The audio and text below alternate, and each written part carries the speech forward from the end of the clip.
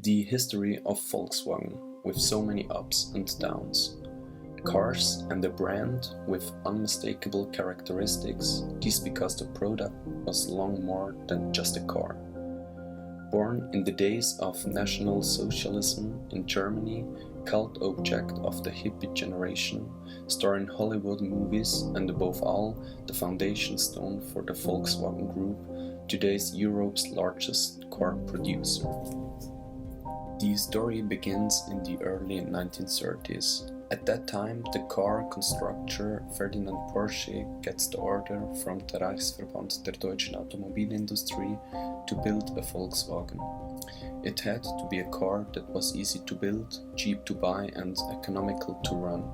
Ferdinand Porsche presents the first prototype, which has been well received, but Hitler's plans were not realized.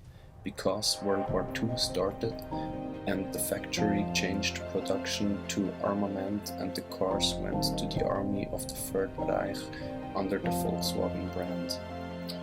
After the end of the Second World War, responsibility for the Volkswagen plant passed to the British military government. It resumed production under the name Wolfsburg Motor Works.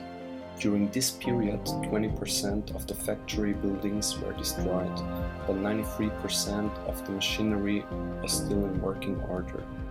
In 1945, the first Beetle was mass-produced, but in the first years after the Second World War, the future of the factory and the Beetle was unknown.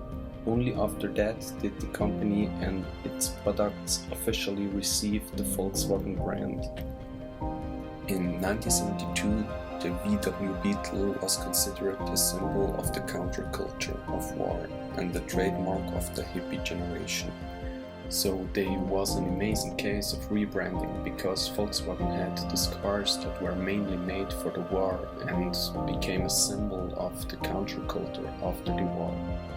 Sales increased steadily and the brand became more and more popular. In 1972, the Beetle became the most built car in the world.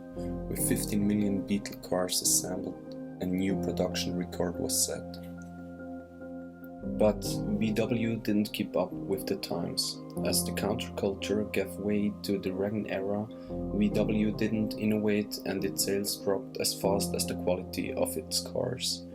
During all these years, sales went down and losses were mounting. In 1993, Volkswagen was close to being insolvent. The savior for VW was Ferdinand Piëch, the grandson of Ferdinand Porsche.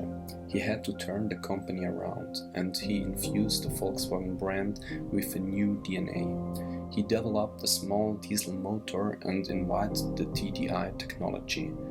People loved the efficiency of diesel motors, and the sales figures of diesel cars increased. For Volkswagen's strategy, it was important to open up the American market to increase sales.